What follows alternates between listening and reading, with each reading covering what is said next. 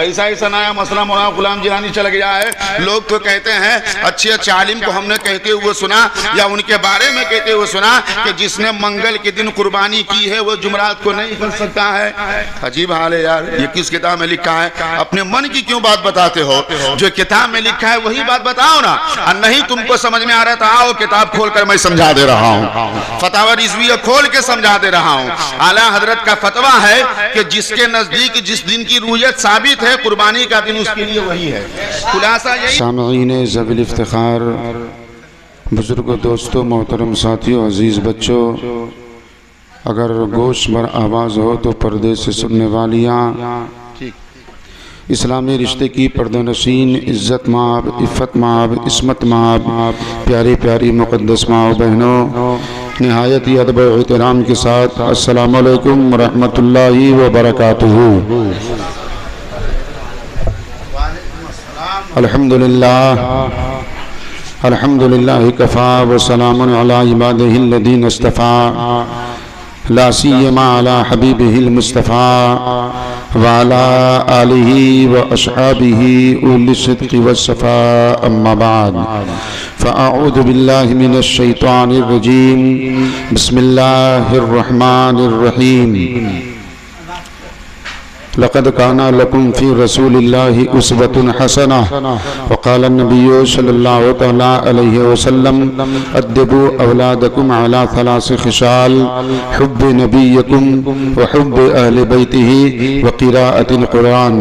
أو كما قال النبي صلى الله عليه وسلم: آمنت بالله صدق الله مولانا العظيم وبلغنا رسوله النبي الكريم ونحن على ذلك لمن الشاهدين شاکرین والحمد للہ رب العالمین. بعد توحید کے متوالوں, شمع رسالت کے پروانوں, اولیاء امت کے جانثاروں, غوث و خواجہ کے دیوانوں, بزرگان دین کو چاہنے جاننے ماننے والوں, سنی خوش عقیدہ جنتی مسلمانوں, بزرگوں, دوستوں, محترم ساتھیوں, عزیز بچوں, بعد خطبہ مسنونہ میں نے ابھی آپ حضرات کے سامنے کلام پاک کی بڑی ہی مشہور و معروف اور مبارک و مسعود آیت کریمہ کی تلاوت کر کے اپنے آپ کو آپ حضرات کو مشرف کیا ہے. اس آیت پاک کا تعلق مصطفیٰ جان رحمت صلی اللہ علیہ وسلم کے اسوہ حسنہ سے ہے, حسن کردار سے ہے, سیرت طیبہ سے ہے, حیات مبارکہ سے ہے. اس میں کوئی دو رائے نہیں ہے, کوئی شک نہیں ہے کہ اللہ کے پیارے رسول صلی اللہ علیہ وسلم کا اسوہ حسنہ ہمارے اور آپ کے لیے مشعل راہ ہے, بلکہ جنت میں لے جانے کا ایک راستہ ہے. مصطفیٰ جان رحمت صلی اللہ علیہ وسلم نے جس طریقے پر اور جس نہج پر اپنی زندگی گزاری ہے, اپنے غلاموں کو جس طرح سے زندگی گزارنے کا حکم دیا ہے, اگر ہم اور آپ اسی طریقے پر اسی نہج پر اپنی زندگی گزاریں گے تو بلا شبہ کامیابی ہمارے اور آپ کے قدموں کو چومے گی. ہم یہاں بھی کامیاب ہو جائیں گے, قیامت کے دن بھی کامیاب ہو جائیں گے انشاءاللہ. تھوڑی دیر آپ حضرت کے سامنے 15 سے 20 منٹ قرآن و حدیث کی روشنی میں کچھ قیمتی باتیں رکھنے کی کوشش کروں گا.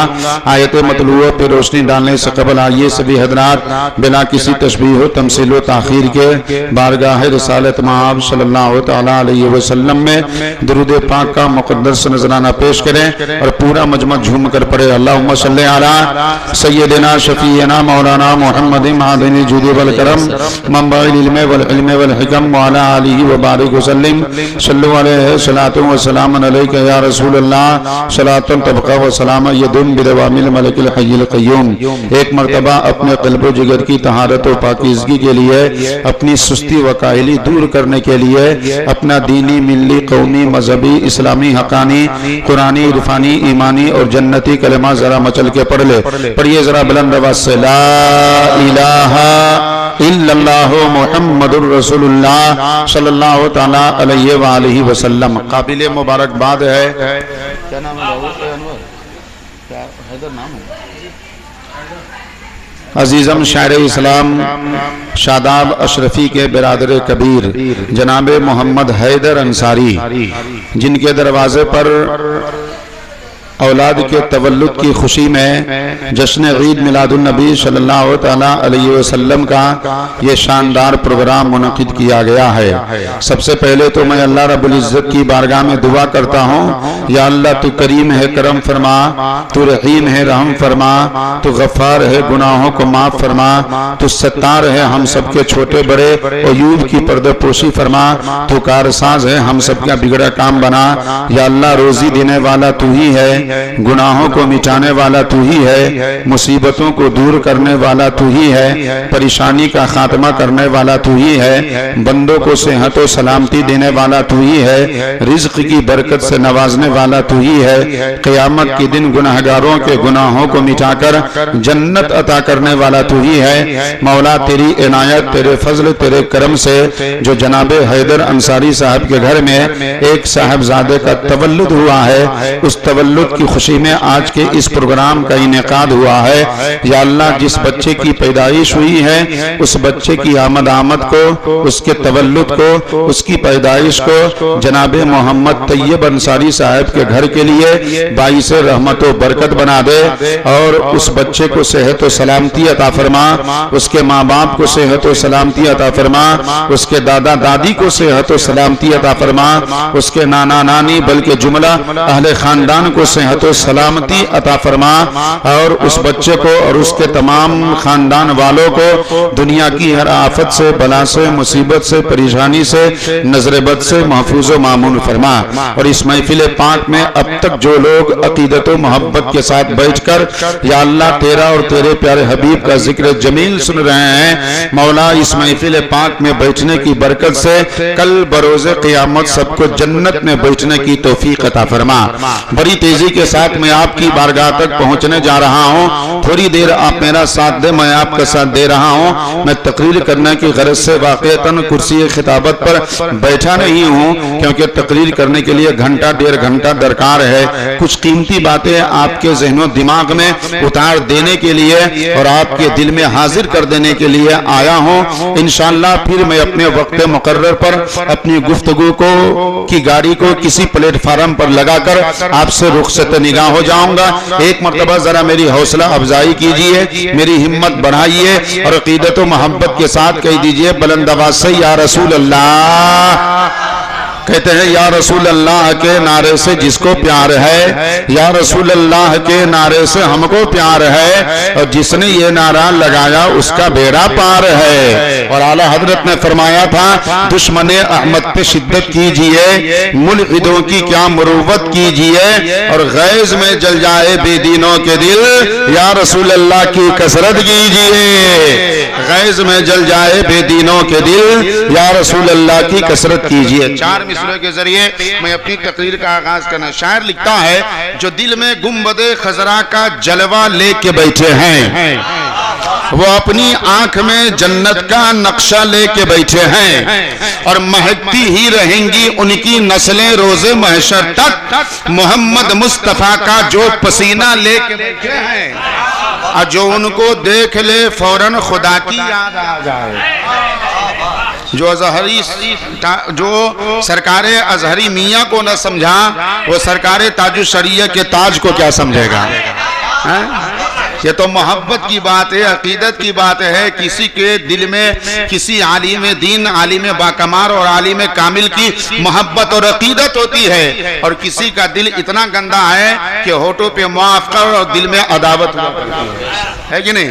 جو ازہری میاں کو نہ سمجھا وہ تاج کو کیا سمجھے گا؟ جو بریلی کو نہ سمجھا وہ اعلیٰ حضرت کو کیا سمجھے گا؟ اور جو مفتی اعظم ہند کو نہ سمجھا وہ بریلی کے گوشہ گوشہ کو کیا سمجھے گا؟ ہے کہ نہیں؟ حضرت تاج الشریعہ کی کو آپ محبت کی نگاہوں سے سمجھ لیجئے، تاج الشریعہ کا تاج آپ کو سمجھ میں آ جائے گا۔ علم و فکر کا تاج تھا سرکار تاج الشریعہ کے پاس، زہد و تقوی کا تاج تھا سرکار تاج الشریعہ کے پاس، ذہانت و فطانت کا تاج تھا سرکار تاج الشریعہ کے پاس۔ اور جس طرح علم کی دستار انسان کو نظر نہیں آتی ہے، ویسے ہی فکر و نظر کا تاج انسان کو نعرے تکبیر، نعرے رسالت، مسلک اعلیٰ حضرت، فیضان تاج الشریعہ، فیضان حضور صدر اللہ فاضل، نعرے تکبیر، نعرے رسالت۔ حدیث شریف میں ہے کہ جب بندہ وضو کرتا ہے اور اپنے چہرے کو دھوتا ہے تو وضو کا پانی جب چہرے سے ٹپکتا ہے زمین پر تو چہرے کے کسی حصے سے جو بندہ گناہ کیا رہتا ہے اس وضو کے پانی کے آخری قطرے کے ساتھ وہ گناہ بھی جھڑ جایا کرتا ہے۔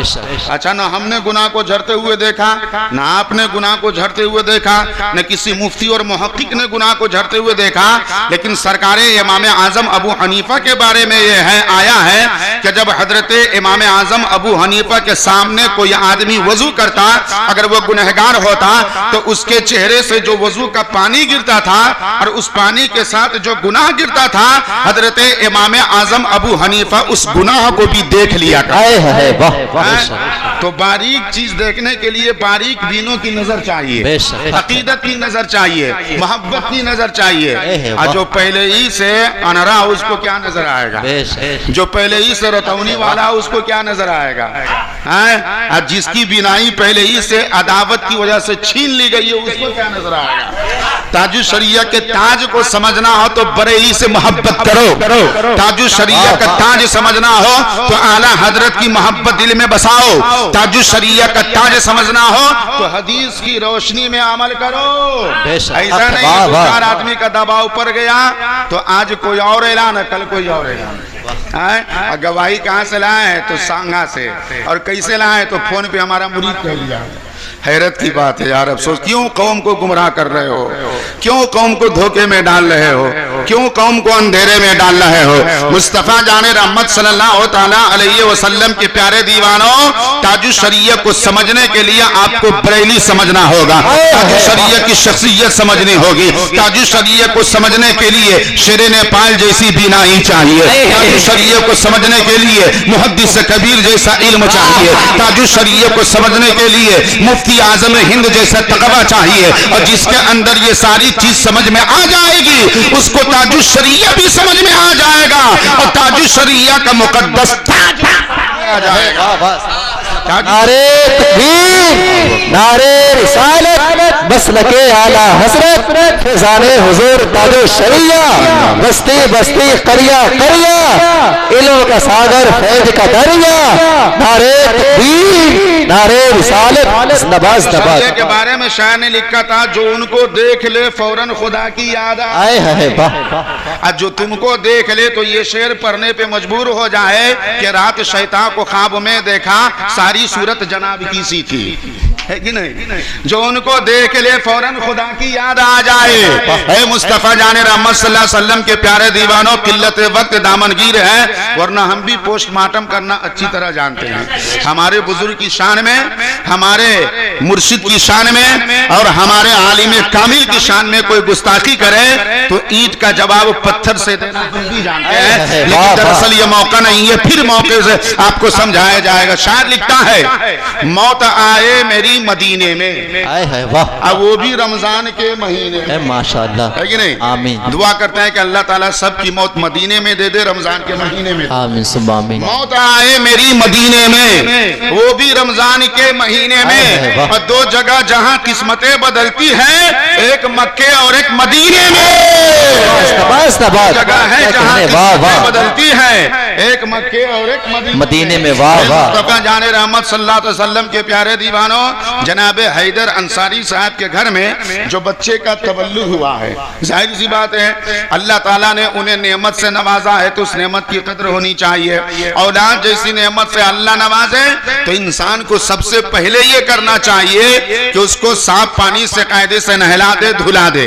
نہلانے دھلانے کے بعد عالم دین کو اپنے گھر پہ بلا کر لے آئے اور کان میں اللہ اکبر کی صدا گجائے، اللہ اکبر کی صدا بلند کروائے۔ کیوں؟ اس لیے کہ جب کوئی بچہ دنیا میں پیدا ہوتا ہے، ماں کے پیٹ سے دنیا میں آتا ہے، دنیا کی رنگینی دیکھنے کو آیا، دنیا کے نشیب و فراز دیکھنے کو آیا، دنیا کی رونق کو دیکھنے آیا، دنیا کی نورانیت دیکھنے آیا، دنیا کی دولت و ثروت دیکھنے آیا، اور دنیا کی نورانیت دیکھنے کو آیا۔ اس کے باوجود بھی دنیا میں جب بچہ اپنے ماں کے پیٹ سے باہر نکلتا ہے تو کوئی ہنستا نہیں ہے, کوئی مسکراتا نہیں ہے, کوئی آواز بلند کرتا نہیں ہے, بلکہ جیسے ہی بچہ دنیا میں آتا ہے تو وہ روتا رہتا ہے, وہ چیختا رہتا ہے, وہ چلاتا رہتا ہے. عالم کے گھر میں بچہ پیدا ہوتا ہے وہ بھی چلاتا ہے, پیر کے گھر میں بچہ پیدا ہوتا ہے وہ بھی چلاتا ہے, کسی ولی کے گھر میں بچہ پیدا ہوتا ہے وہ بھی چلاتا ہے, کسی مزدور اور کسان عام انسان کے گھر میں بچہ پیدا ہوتا ہے وہ بھی چلاتا ہے. آخر ہر آدمی کا بچہ جب دنیا میں آتا ہے